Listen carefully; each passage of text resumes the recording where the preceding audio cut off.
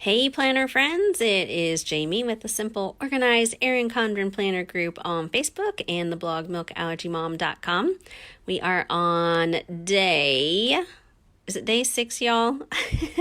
for setting up our 2020 Erin Condren Life Planners. And as we move through the planner, we are now on the monthly calendar spreads. I have a couple of things I want to share about this. This is something that I have worked through figuring out how to use through my 5 or so years of using Erin Condren. I'll admit the first year or two that I had this planner, I didn't even use this layout, you guys, the layouts for the months. It was rather sad.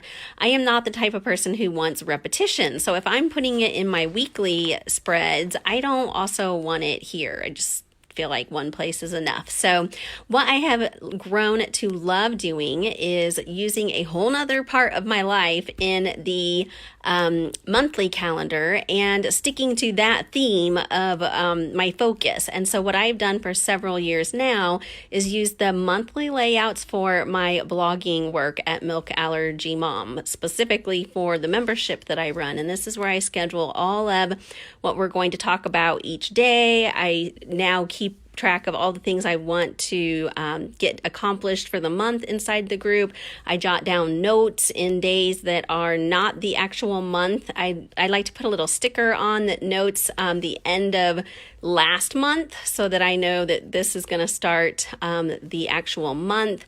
I like to put little themes up at the top of the days of the week just so I know what I do on certain days of the week.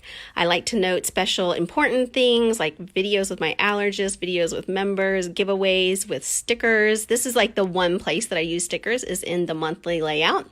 I also send like a recipe each week to my members, so I will have a spot to write down what recipe I'm sending. But I know some of you guys don't have a business, some of you don't have a blog, but my biggest tip I think is to use your monthly calendar for something. If you want to get the best real estate out of your planner, if you can think of something, see, I do my home planning in my weeks. So I feel like the planner works double duty for me when I know that the weekly spreads are going to be my personal life and the monthly calendars are going to be my work. So I would love to know how you use your monthly calendar. Leave a comment, let us know, and we will be back tomorrow as we keep working our way through the planner. I hope this was helpful. Let me know if you learned a little nugget. I would love to hear. Oh, one more quick note. I do like how they have January or the month over on this side, but a lot of times I have my planner like this and I don't know what month I'm on over here. I just need a quick reminder. So I tend to always like to put the month also somewhere by my handy dandy list. So I pulled out one of the stickers in the back of the planner and made sure I know it's January because apparently I get confused easily. All right, we hope you guys are having a great day and we will talk about planners again soon. Talk to you soon. Bye.